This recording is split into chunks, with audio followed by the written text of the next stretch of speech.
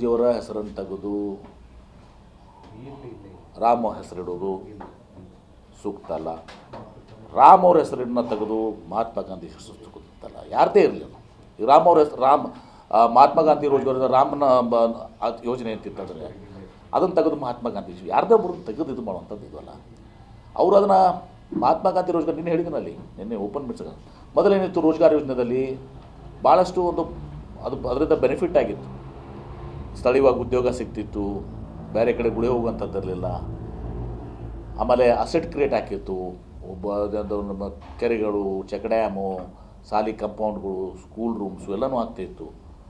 ಮೊದಲೇನಿತ್ತು ಅಂದ್ರೆ ಮಹಾತ್ಮ ಗಾಂಧಿ ನಮ್ಮ ಶ್ರೀಮತಿ ಸೋನಿಯಾ ಗಾಂಧಿಯವರು ಚೇರ್ಪರ್ಸನ್ ಆಗಿ UPA ಇರೋದಾದಾಗ, ಮನಮೋಹನ್ ಸಿಂಗ್ ಅವರು ಪ್ರಧಾನಮಂತ್ರಿ, ನರೇಗಾದಾಗ 100% ಲೇಬರ್ ಕಾಸ್ಟು ಸೆಂಟ್ರಲ್ ಗೌರ್ಮೆಂಟ್ ಇರ್ತಿತ್ತು.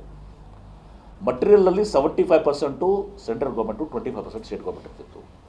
ಈಗ ಇವ್ರ ಬದಲಾವಣೆ ಏನು ಮಾಡಿದ್ದಾರೆ, ಫ್ಲ್ಯಾಟ್ 25 ಇದ್ದದ್ದು 40, 0 ಇದ್ದದ್ದು 40 ಅಂದರೆ ರಾಜ್ಯ ಸರ್ಕಾರಕ್ಕೆ 16,000 ಕೋಟಿ ರೂಪಾಯಿ ಬರ್ಡನ್ ಇದಾಗ್ತದೆ. ಆಮೇಲೆ ಸ್ಲೋಲಿ ಅದನ್ನು ಆ ಯೋಜನೆನ ರಾಮರ ಹೆಸರು ಮಾಡಿದ್ದಾರೆ ಅಂದರೆ ಅದು ಯೋಜನೆ ಬದುಕಬೇಕಲ್ಲ, ಮತ್ತು ಉನ್ನತ ಮಟ್ಟಕ್ಕೆ ಒಯ್ಯಬೇಕಲ್ಲ, ಅದನ್ನು ಸ್ಲೋಲಿ ಅದನ್ನು ಕೊಲ್ತಾ ಇದ್ದಾರೆ. ಅದನ್ನು ಯೋಜನೆ ನಂಬರ್ ಆಫ್ ಮ್ಯಾಂಡೇಜ್ ಏನಿದಾವಲ್ಲ, ಇಷ್ಟು ದಿವಸ ಇರಬೇಕು ಅನ್ನೋದನ್ನು ಕಡಿಮೆ ಮಾಡ್ಕೊಂಡು ಬರ್ತಾರೆ. ನೀವು ನೋಡಿ ತೆಗೆಸ್ಬಿಟ್ರೆ ನಮ್ಮ ಜಿಲ್ಲಾದೇ ಕೊಡ್ತಾ ಇದ್ದೀನಿ. ನಾನು ಸ್ಟಾಟಿಸ್ಟಿಕ್ಸ್ ನಿನ್ನೆ ಹೇಳಿದ್ದೀನಿ KDPದಾಗ, ಅದು ಚಾರ್ಟ್ ರಿಲೀಸ್ ಮಾಡ್ತೀನಿ ನಿಮಗೆ, ಹಾಗೆ ಎಷ್ಟು ನಮ್ಮ ಜಿಲ್ಲೆಗೆ ಹೊರತಾ ಬಿದ್ದಿದೆ ಅಂತೇಳಿ. ಅಂದ್ರೆ ಆ ಮಹಾತ್ಮ ಗಾಂಧಿ ರೋಜ್ಗಾರ ಮೊದಲಿನ ದುಡ್ಡಿತ್ತು, ಆ ದುಡ್ಡು ಕಡಿಮೆ ಮಾಡ್ಕೊಂಡು ಬಂದು ಟೇಪರ್ ಮಾಡ್ತಾಯಿದ್ದಾರೆ. ಏನು ಟೇಪರ್ ಮಾಡ್ಕೊತ ಒಂದು ದಿವಸ 0 ಮಾಡಿ ರಾಮ್ ಅವ್ರನ್ನೂ ಮುಗಿಸ್ಬಿಡ್ತಾರೆ.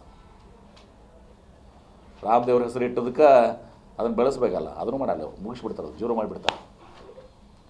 ರಾಮರ ಹೆಸರ ಮೇಲೆ ಅದನ್ನು ಶೂನ್ಯ ಮಾಡ್ತಾರೆ.